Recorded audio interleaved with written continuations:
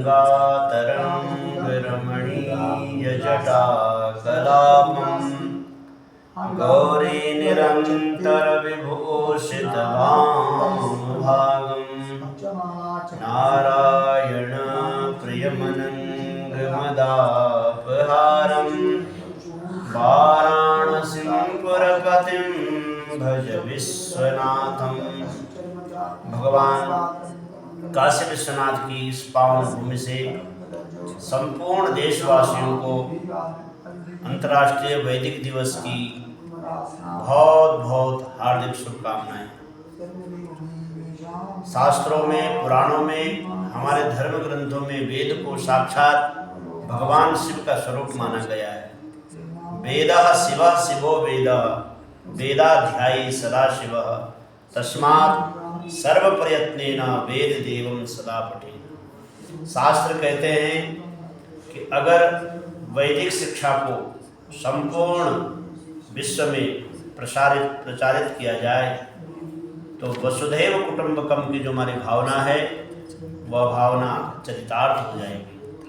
आज जो इतनी विकृति आ रही है समाज में, इसका सबसे बड़ा कारण है वैदिक शिक्षा का अभाव। आज पाश्चात्य शिक्षा को इतना ज़्यादा प्रसारित किया जा रहा है, वैदिक शिक्षा को अगर 10% भी उतना प्रसारित किया जाता, आज जो है पूरे विश्व का दृश्य ही दूसरा होता। यद्यपि हम पाश्चात्य शिक्षा के विरोधी नहीं हैं। ज्ञान और विज्ञान हमारे वेद में भी है। वह ज्ञान विज्ञान आज जो है, अगर हम उसको वैदिक शिक्षा के अंतर्गत वेदों का प्रचार प्रसार करें तो वेद तो हमारे संपूर्ण विश्व के कल्याण के लिए अग्रसर है। आज आप देख रहे हैं समाज में अनेक मजहबों ने पूरे समाज को विकृत कर दिया, भयाक्रांत कर दिया है। मानव का दुश्मन बन गया है।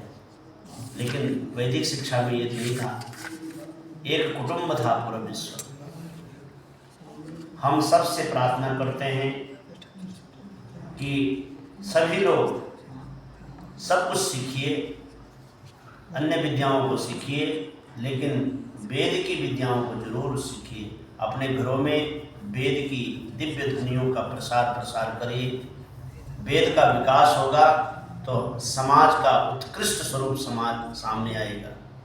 समाज विकृत हो रहा है, इसके पीछे एक ही कारण है कि वैदिक शिक्षा का जो प्रसार है वह कम हो गया है। वेद ने हम सबको जीना सिखाया है।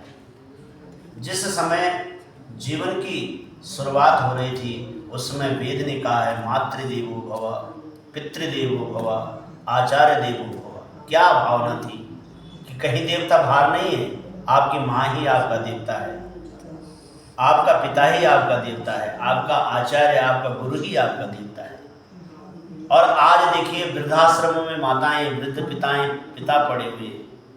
बालक के पास धन धान्य की बहुत प्रचुरता है, लेकिन उसके पास माता पिता के लिए समय नहीं है।